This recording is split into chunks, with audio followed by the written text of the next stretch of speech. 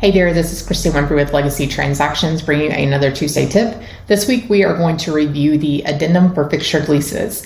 As we're starting to see more and more solar panels and other items that are staying on the house or with the house, it's important that you find out, are they owned or are they leased? And if they're leased, then you're going to need to include this addendum with the contract.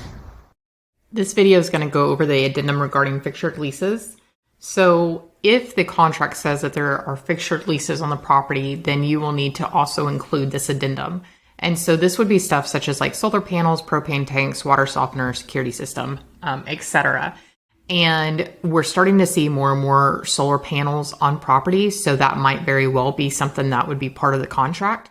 And so if it is, then you would check the box for what is leased on the property. And then this one would say, at closing, buyer shall assume that and sellers shall assign the buyer the following fixture leases.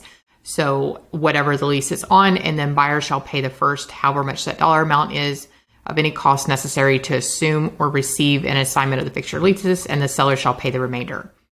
And then it goes on to say, prior to closing, seller will or will not remove items covered by the fixture lease that buyer does not assume. So if there is something on the property that is leased, but the buyer is not assuming it, this is stating if the seller will or will not remove it. And then it does say that the seller will cause or will repair any damage that is caused by the fixture leases. And then B says delivery of fixture leases. So if there is a fixture lease that the buyer is going to be assuming, this is saying that they have already received the fixture lease copy or they have not received it, and then they have to provide the fixture leases within 5 days of the effective date. From that point, the buyer may terminate the contract within 7 days after the date of the buyer receives the fixtured leases, and the earnest money shall be refunded to the buyer.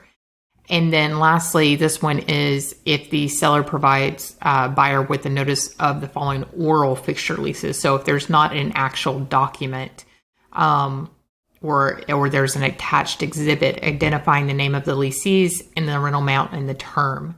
And it says at closing, there will be no liens or security interest against fixtured leases, which will not be satisfied out of the sales proceeds, except for the fixtured leases covered by the fixtured leases buyer agrees to assume. So basically, if there are any fixtured leases that the buyer is not going to assume, then those will be paid off at closing if they're not already paid off. Therefore, that way there will not be any liens on the property. And that's how you read this document.